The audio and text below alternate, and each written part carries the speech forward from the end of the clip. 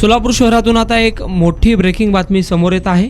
5,000 रुपयांची लाच स्वीकारल्याप्रकरणी सोलापुरातील एका पोलीस शिपायास अँटी करप्शन विभागाने रंगेहात पकडले आहे। या संदर्भात अधिक माहिती अशी, दादासाहेब श्रीमंत बोडके, वय वर्ष 32, पद पोलीस शिपाई, नेमणूक अक्कलकोट उत्तर पोलीस ठाणे सोलापूर ग्रामीण। या पोलीस शिपायास अटक करून त्याच्यावर गुन्हा दाखल करण्यात आला आहे।